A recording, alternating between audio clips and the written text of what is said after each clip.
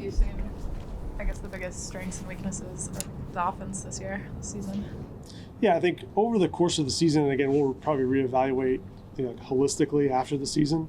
Not really there yet. Our main focus is on Philly this week, but we've been through a bunch of ups and downs. We've seen some good production in the run game and some good production in the pass game. Every group has stood out in weeks, and so there's a lot to build off of, both schematically and personnel-wise. How challenging has this year been for you, just with the quarterback changes, the offensive line, all the injuries, and just trying to build around that? Yeah, every season presents its own challenges, just like whether the record at the end of the season shows or not, but every week is going to be a little bit different. There's always a problem that presents itself. So you do the best to problem solve it, and that's what you rely on your players and your coaching staff to do, and continue to work through those issues.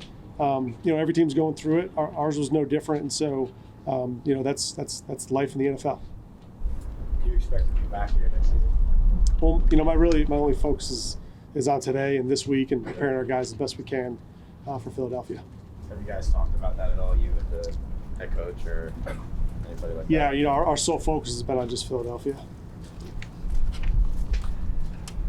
What do you make of your future? Like, obviously last year you were in the running for head coaching jobs, and do you still view that as a possibility this year? Obviously the year didn't go like you expected here. Yeah, I have a lot of confidence in myself as a coach, but my focus has only really been on Philadelphia today and this week.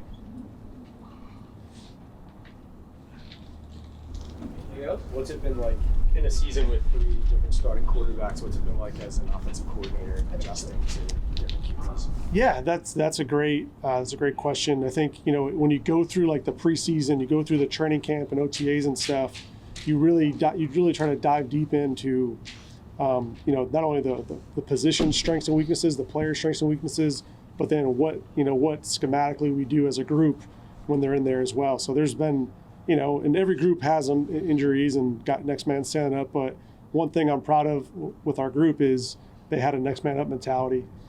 Guys stepped up, young players, veteran guys had to step up. And that's something that I'm really proud of our guys. They never flinched. They battled all the way through it.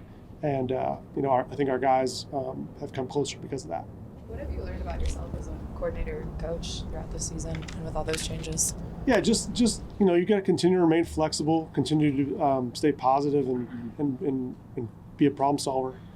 Things come up, whether it's injury wise or whether it's scheme, and they're happening so fast.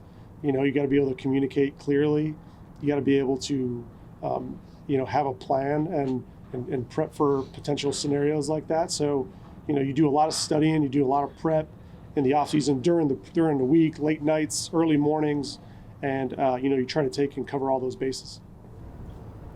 At the end of the Rams game, Dable had said he wished he had that run call back when you guys got close to field goal range there. Just what was the thought process on the play calling once Tyrod slid down there? Yeah, there's a lot of plays in the game, and some that you really like, some that maybe you want back and at any point in the game. And, you do a lot of prep and study work that goes into those critical situations.